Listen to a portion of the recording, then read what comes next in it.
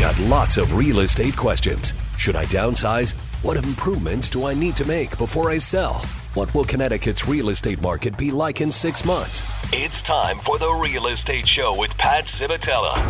He's got your answers. Call 203-333-9422. Now, here's your host, Pat Civitella. Hello to everyone, and good evening, and thanks for tuning in to The Real Estate Show. I'm your host, Pat Civitella, over 35 years experience in the real estate investing game. And this show is about creating long-term wealth through real estate investing and producing passive and residual income with real estate. I'm going to share with you my knowledge and offer some guidance and inside information that most people are not aware of. And I can also show you how to develop and generate a secondary or primary income through real estate investing. We also on this show talk about home improvement tips to increase the value of your property and to get the best bang for your buck on your return.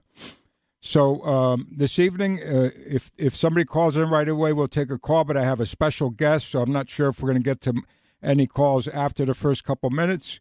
The number here is 203-333-9422. Again, it's 203-333-WICC. This is 600 AM, 107.3 FM. And tonight, the show is brought to you by our friends at 1-800-Mr. Junker. Junk removal made easy. They will take the good, the bad, and the ugly. No need to do anything except for point what you want gone, either one item or a complete house or business clean out. 1-800-Mr. Junker is ready to serve you. They serve in Fairfield and New Haven counties for over 15 years. So please call our friends there to mention Pat Civitella on WICC and get 10% off your job. Again, that's 1-800-Mr. Junker for all your junk and cleanup removal. They offer same-day service available, and they are also hot tub removal specialists and offer free junk car removal. That's 1-800-Mr. Junker. Call them today, and you'll be happy that you did.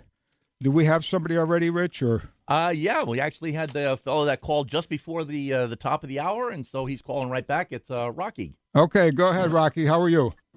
Oh, Pasquale, this is Rocky. How are you? Good, buddy.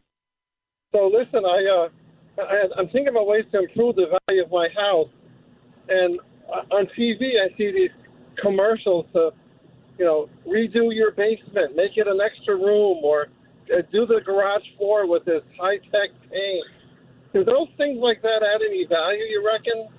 Oh, yeah, absolutely. Any type of finished basement, any type of additional living space, whether it's in the basement or attached to the home, it does add quite a bit of value to the home. Absolutely. Some of these people offer free financing for 5 years or something like that. That seems appealing. Absolutely. I mean, if you could get free financing or minimal financing, I would get all over that, especially today with the interest rates a little higher. So I had one guy come out and gave me a price. I thought it was. I haven't concluded what I think about it. But then he said to me, "I'll tell you what we'll do. We'll give you a lifetime warranty." And I think I caught him off guard because I said to him, "Well, is that my lifetime or your lifetime?" Or... Yeah, definitely take it. Whatever the lifetime is, I guess it's the lifetime of the home, right? It could be the deal of the century, though. Absolutely. I would definitely take that, Rocky. I would jump all over that. But please listen to the show. I got a special guest tonight, and we're going to get going with the show. Thank you for calling in. Okay. Thank you, buddy. Bye-bye. Okay, how to get a hold of me off the air. The best number is my office, 203-736-2484. My email is patcivitella@gmail.com. Again, office is 203-736-2484. And then you can also reach me through my Facebook group, which is Connecticut Real Estate Investors Group. If you have any interest in buying or selling real estate, residential, commercial, industrial, if you have any questions or concerns, please feel free to call me. I'll be happy to share whatever information or suggestion I can give you, and I would be happy to do that. So we're going to go right into the show. Rich, do we have Monty on the air? Yes, he is. He's all ready to roll. Monty, can you hear me? Yes, I can, sir. How are you tonight? I'm doing good. How about you? Good, good. Monty is infamous. His channel name is called The Stock Father, and he hails from Omaha, Nebraska. Is that correct, Monty? Yes, it is. Okay, but you originally hail from New York, I think, Queens, correct? Queens, New York, for the first 30 years of my life. Okay, so you've been out there for quite a bit. What brought you out to Omaha, Nebraska, which is Warren Buffett territory, and it's kind of funny that you're the stock father.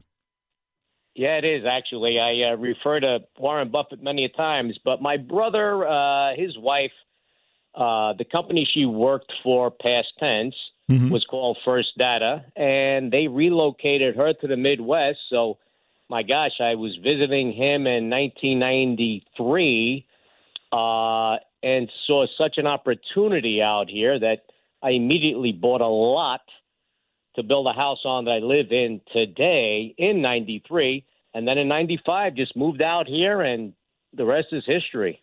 Oh, that's awesome. That's awesome. Now, I came across Monty, just so I could fill in my listeners and my audience. I came across Monty probably about a year, maybe 2 years ago on one of the social media platforms. Now, Monty is pretty well known. He has just on one platform over 100,000 followers. Again, his channel name is called The Stock Father. And what other platforms are you on, Monty? Do you want to tell that to the audience? Sure, no problem. So on TikTok, I am the stock father with about 107,000 followers now on TikTok. I'm also on Meta, also called the stock father. There, I put out some reels and stuff like that, but mainly, really, I'm on TikTok, and I'm all about investing, and I'm definitely all about making money. I don't want to do anything in life that is not associated with, in the end, me making money. Boy, it seems like you're my lost brother from a different mother, because that I kind of sleep, breathe, and eat just about making money or doing anything that's related to that. Yes, sir. Yeah, so I wanted to share your background from you were born here in Queens, New York, correct? Born in Queens, New York, and at the age of 18, started to want to look for real estate to own. Spoke to my parents. Now, being a son of parents born in Italy, you grew up working since you were probably 7 years old, or since you can almost walk and talk, one way or another working. So I made a decent amount of money as a kid by the age of 18. And then in about 1986, I bought a duplex in Queens, New York. It cost me $159,000. Probably sold it close to about 1996. Sold it for $257,000, I want to say. And today that house is worth probably at least $1 million. The last time I looked at it online, I think the last time it sold was for over $1 million. And just so everybody understands, the money I borrowed from my parents, I paid back in 2 years. So I was a hard worker. Right. And it is amazing. You're absolutely right. I came to this country when I was 6 years old, and I think the first or even the second winter, we were already out hustling. In the wintertime, we were shoveling driveways, raking leaves in the fall. We did just about really anything to, I remember being 7, 8 years old shoveling driveways for $5 a driveway. And we would do, like maybe 5, 6, we try to get as many as we can. And making, I remember making $30, $40, $50 as a 7-year-old kid back in the 70s. I thought I was Rockefeller going to the corner store where everything was 10 cents. That's right. That's crazy money. Heck, I used to go to Wall Bombs. I don't know if there's still a Wall Bombs on the East Coast. I used to carry bags for people for tips, and I used to make $20 cash on a Saturday. I was rich compared to my friends. Oh, yeah, absolutely, 100%. Yeah, so I could relate to exactly what you're saying. And like I said, I've been working since I was a kid, and I'm still working. But I enjoy what I do. I love what I do. I'm not sure what is it that you actually do on a daily basis, Monty. Are you just an investor? Do you? I know you do both real estate. You do more into the stock market, but can you tell our listeners? Sure. So I am right now mainly a consultant to a company, but that's on a very small basis. I like to consider myself at this point truly in my mid-50s, so to speak, close to it. Really semi-retired, but a lot of that is also thankful to real estate because, when I came out here in the Midwest, like I said, I did see many opportunities. And the trick with real estate is to know where the real estate's going to be in 15 years. And if you can do that, then you really got something going on. So I saw a couple of great things that started off as farm ground, that then turned to industrial ground, that then turned to commercial ground, and that today could be sold by the square foot. Right. So when you buy by the acre and you sell by the square foot, you make some really good – the potential is tremendous. But, in 2008, being no stranger to real estate, when I saw shit hit the fan and I saw housing go down 50% over here, right, I bought whatever I could grab my hands on. And so, like today, I'm basically, that's mainly where my living comes from, my investments in the market, but my investments in real estate. I've never seen real estate.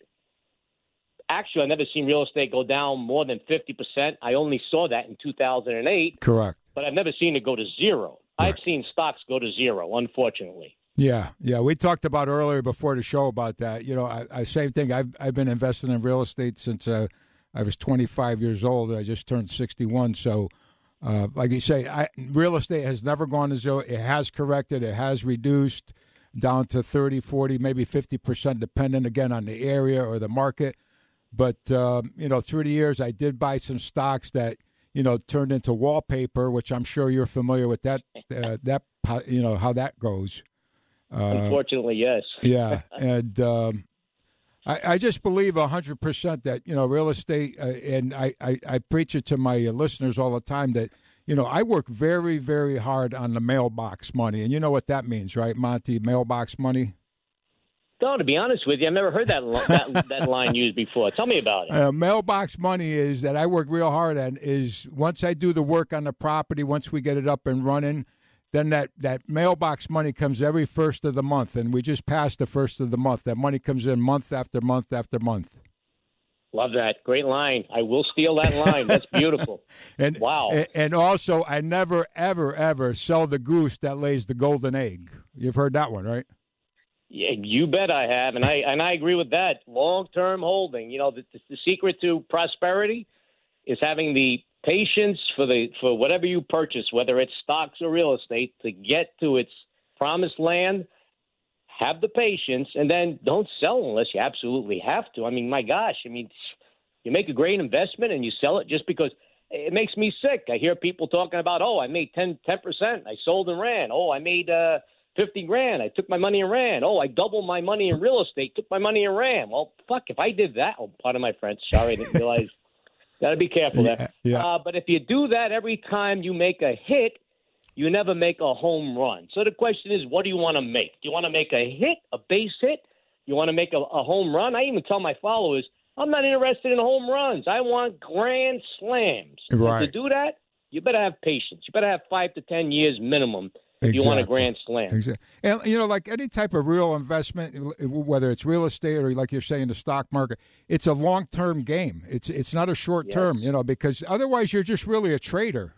And, I don't, exactly. I don't do that. I don't trade because it's just really having just another job. Like, people I run into in the real estate business that, they're flippers, they buy and so, you buy, you make a score, and then you got to start all over again. To me, it's just. And not only that, you're supporting the government. I don't mind supporting the government, but you're giving your capital gains exactly. to the IRS and to the state you live in, and nothing goes in your pocket. Well, what the hell? Why do that? Just hold on to it and just reap the reap the rewards. I mean, heck, especially like in 2008, 2009, 2010, Yes. anything you were buying today, it's double already in value. Now you're in a position nobody else is in. Today, anyone buying is paying top dollar, which is okay. Yep. That's fine. But that means you are forced to get top dollar in rent. And, you know, if you bought when it was a little bit cheaper and then you held on, now, this is not me saying that there are no buys out there. I am always a buyer, and I'm always a seller, and I tell everybody at the right price. Correct. So I'm willing to sell something. I'm willing to sell the house I live in, which I've lived in since 1998, at the right price. I never put it up for sale. You know, if you buy good real estate, you never have to put up a for sale sign. It sells itself. Exactly. You buy good real estate. Exactly. Monty, we're going to take a little quick break just real shortly, and we'll be right back, okay? Hold on. You got it. Got real estate questions? Call 203-333-9422 and ask Uncle Pat. Okay, welcome back to the show, the Real Estate Show with me, Pat Civitella. We have a special guest tonight, Monty, the stock father from Omaha, Nebraska. So, Monty, let's continue on the what we were talking about.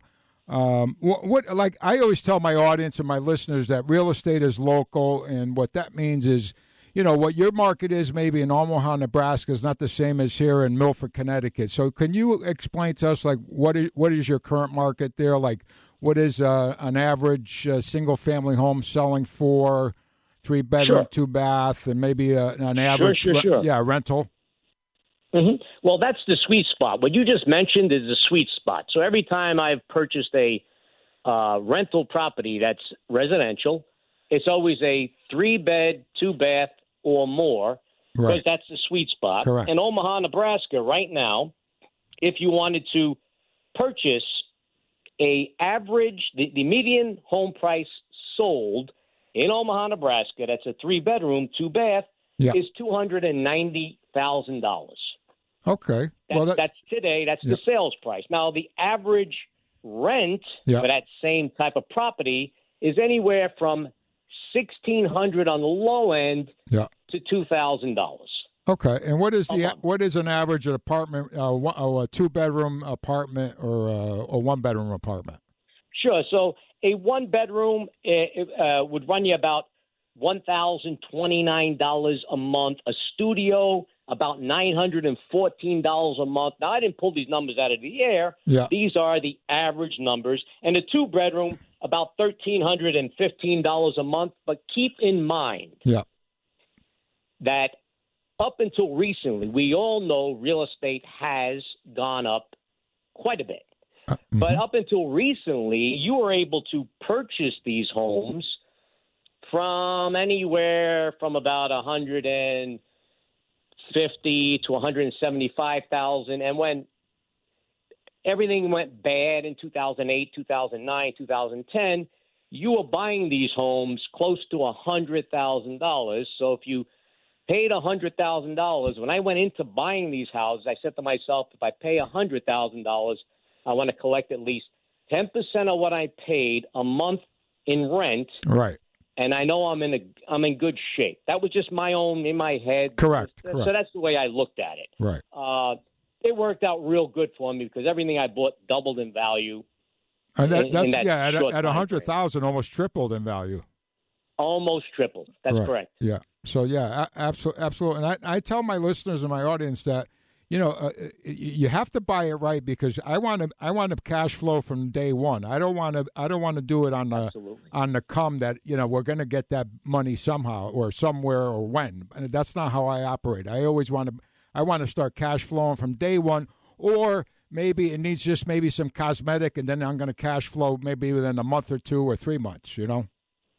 I get that. Yep, I agree. I mean, even the very first house I ever purchased, I went in the same pretense. I said to myself, okay, this is the duplex. I got a mortgage on this one. On this particular one, Right. I want to make sure my rent covers the mortgage, covers the taxes, covers the homeowner's insurance, and I'm still getting a little for myself, so that if one tenant were to disappear and I'd have an empty apartment, I'm not coming up with a lot of money.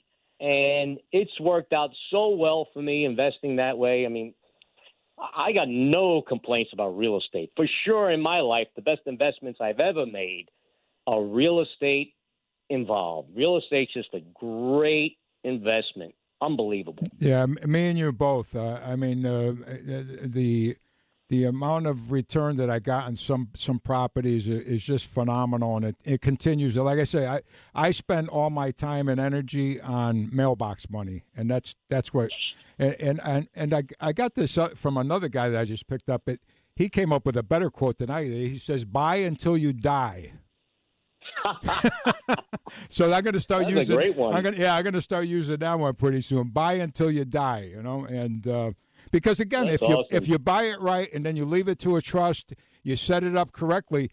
There's another guy I follow too. He gave it a perfect example. He said he's been in the business way longer than both of us. He says almost 60 years, and he's still going strong. He says, I had one client that's had a property in their family for 8 generations, Monty. 8 generations. Wow. 160. Wow. They've been collecting the rent on this for 160 years.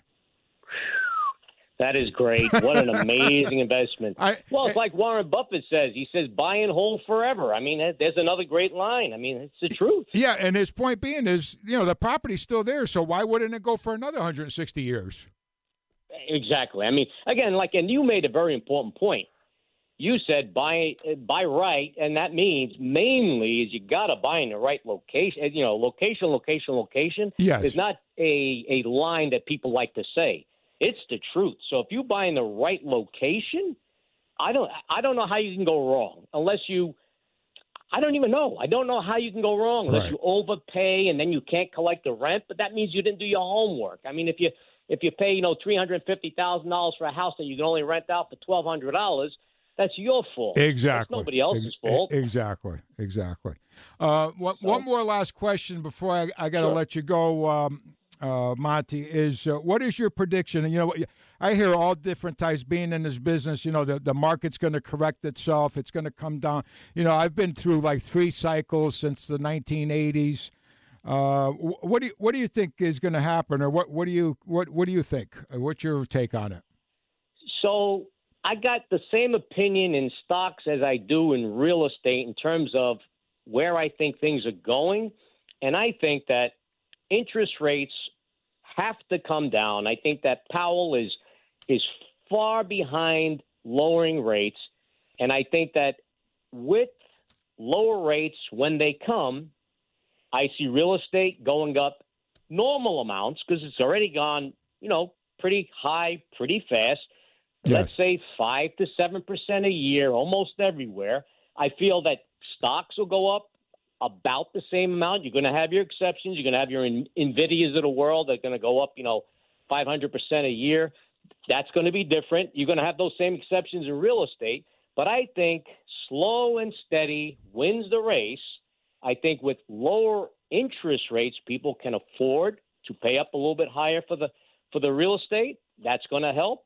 I think that overall we're in pretty good shape. That's my opinion. I'm not worried about the future. That's just my opinion. I think really good days are ahead of us. And as usual, no matter what you're purchasing, buy a quality property, buy a quality stock, and long term, as long as you have a 5 or 10-year time horizon, I think you're going to come out smelling like roses. Right. I agree with you on that part. I'm just worried if the interest rates come down, Monty, that it's going to bring in more buyers and it's going to jack up the prices even higher. In my opinion, on some of these. Some of the markets, especially here on the East Coast. You were mentioning the median price for your area is like $290. In our immediate area here, where I am in Milford, Connecticut, it's almost $400,000 here, Monty. So it's a big difference, and it's hard for the first-time home buyers. Like my youngest son and his wife, they're newlyweds. They're looking for a home, and not easy. Yeah, on a $400,000 home, you're looking at a mortgage of $3,000, $3,200 a month. And that's a big nut. So, I think that's why I said 5 to 7% increase in value, because I do think the increase in supply, hey, everything works on the law of supply and demand. Absolutely. So when supply goes up, demand basically goes down because you got so much more that's for sale, and you have a set number of buyers. Now, the sellers are going to be forced to either drop the price if they want to get their price or sit on it. And, a lot of sellers don't want to sit on a property for a year and a half. And then once you do that, you're in the industry. Absolutely. Those are the houses that you go to and you say, okay, after it's been on the market a year, you start lowballing because you can. Right. So, Absolutely. Monty, it's always a good time to buy if you buy right. Well, that's just, I always tell that to people all the time, since I've been saying that for 35 years. As long as you're buying it right in a good area, you're buying it below market value, you can never really go wrong. No, as long as you're there for long term. Well, Monty, quick, do you have two good stock tips for our listeners? I know you're big into that, and I followed you, and I've picked up a couple stocks that you recommended, and so far they turned out good, Monty. Well, I'll be honest with you. I'm going to first go with the safest, most conservative, and Warren Buffett loves to say it. In fact, Warren Buffett said that he put half of his wife's money into it. I think that if people especially are new investors, your base should be, in my opinion, the S&P 500. Yeah. And in my opinion, the cheapest S&P 500 index fund out there is Charles Schwab has it. It's SWPPX. It only charges 0.02. And then if you want to dabble in stocks, more riskier, there are so many incredible companies. Yes. Google, Facebook, Microsoft, NVIDIA, Apple. I know that these have all done right. Coca-Cola, well. Pepsi-Cola, Johnson & Johnson. Pepsi, Procter & Gamble. I mean, there are I've owned Procter & Gamble for over 30 years. Yes. Why should I ever sell it? Same with Pepsi. Why sell it? Exactly. Monty, thank you so much. We're gonna end the show right now. I appreciate you. Unfortunately, we weren't able to cover everything that we talked about, but I'll definitely get you back on the show. And lots of luck to you. And we'll be talking soon. You too, Pasquale. It was very fun. I enjoyed it. And anytime, give me a ring. Anytime. And if you're ever back up in the area, please give me a call when you're back in New York or in this area, Northeast there. I will do that. Thank you, sir. All right. Have a good night. You too. Appreciate it. Thank you. All right. Everybody out there, I only got maybe a couple minutes. I want to say shout out to my granddaughters, Mia Civitella and Juliana Rosa. Big Pop loves you. I hope everybody enjoyed the show tonight. Again, if you want to soar with the Eagles, you got to stop hanging around with the turkeys. Pay yourself first. Always be prepared, and God bless America, and have a great night, and thank you for tuning in, and next week we're going to have another great show. Thank you, and have a great night. Thank you.